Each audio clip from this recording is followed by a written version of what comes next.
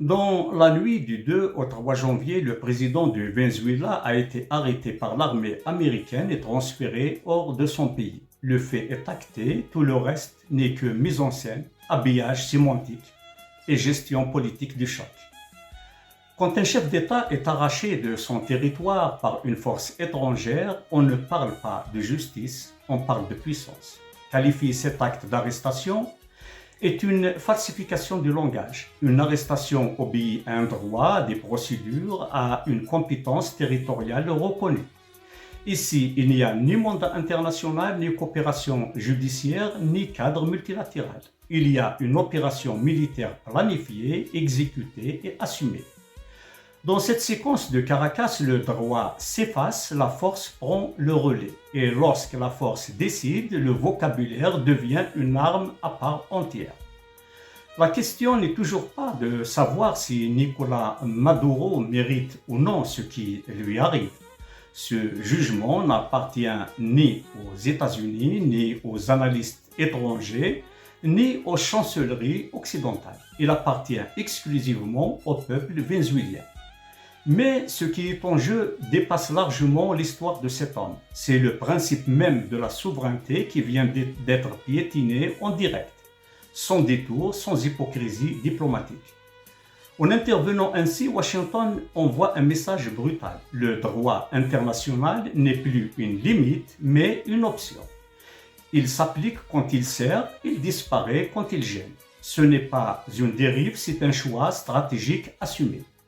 La primauté de la force est désormais revendiquée comme mode de régulation des crises politiques jugées incontrôlables ou contraires aux intérêts américains.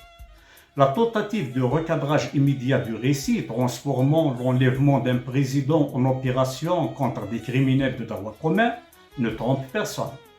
Lorsqu'un discours officiel tente dans le chaos de présenter un fait de banditisme comme un procédé judiciaire nécessaire, c'est que l'acte posé est trop lourd pour être assumé tel quel.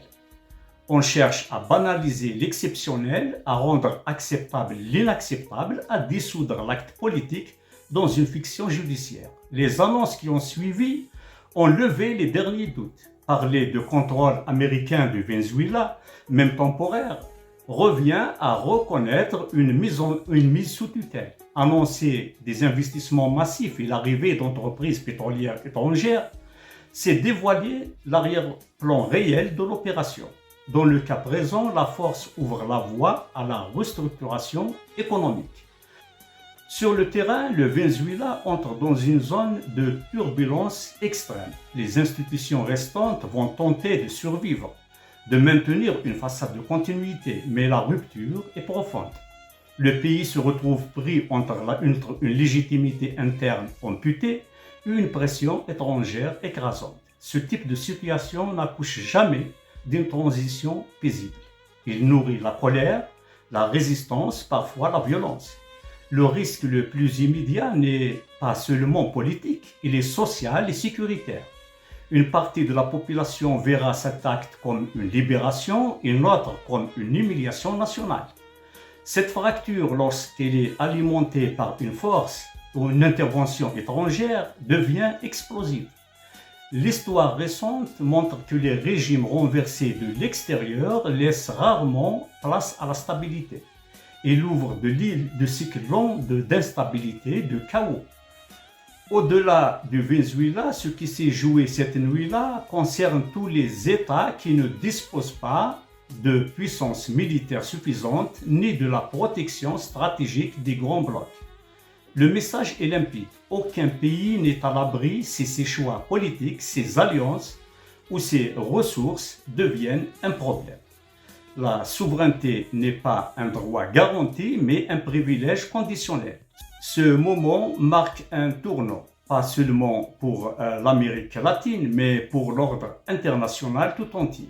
Lorsque l'arrestation d'un président par une armée étrangère devient un fait consommé, puis digéré, puis normalisé, alors ce n'est pas un homme qui tombe, c'est un principe qui s'écroule.